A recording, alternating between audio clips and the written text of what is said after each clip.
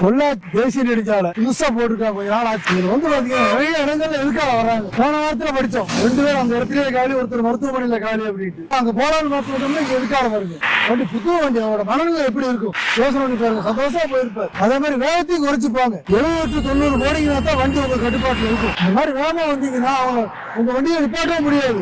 அவங்க எதுக்காக இவங்க அடிச்சாங்கன்னு பாருங்க இந்த மாதிரி ஆயிருப்பாரு. எப்பவுமே சிந்திங்க, எதுக்காக வர்றவங்களும் சிந்திங்க, இந்த ரோட்ல அசல் வேகத்துல போறவங்களும் சிந்திங்க. 90 கிலோமீட்டருக்கு மேல தாண்டிட்டீங்கன்னா வண்டி உங்க கட்டுப்பாட்டுல ஒரு நொடி கூட இருக்காது. ஆமா, நீங்களே நிப்பாட்டணும்னு நினைச்சா நிப்பாட்ட முடியாது. 40-50 அடி போய் தான் நிற்கும். அதுக்கு மேல அமுத்தீங்கன்னா வண்டி திருப்பி கமந்துரும். கவனத்தோட பயணம் பண்ணுங்க. அது மாதிரி எதுக்காக எப்பவுமே போயிடாதீங்க, எங்கேயுமே போயிடாதீங்க. முழு இழப்பீட்டுக்கும் காப்பீடு ₹1 கிடைக்காது. எச்சரிக்கையோட இருங்க, கவனத்தோட இருங்க, அக்கறையோட எடுத்துட்டு எவ்வளவு சந்தோஷமா போகும், எவ்வளவு மனநிலையா இருக்கும். ஒரு சிலர் முதல்ல வண்டி வாங்கியிருக்கலாம். இப்படி ஒரு சந்தோஷமான மனநிலையில போறப்போ அந்த வண்டி அடிபட்டு இப்படி நின்றுச்சுன்னா அந்த குடும்பத்தோட மனநிலையை யோசிச்சு பாருங்க. அது மாதிரி எடுத்துட்டு போறவங்க வாகனத்தை அளவான வேகத்துல போங்க.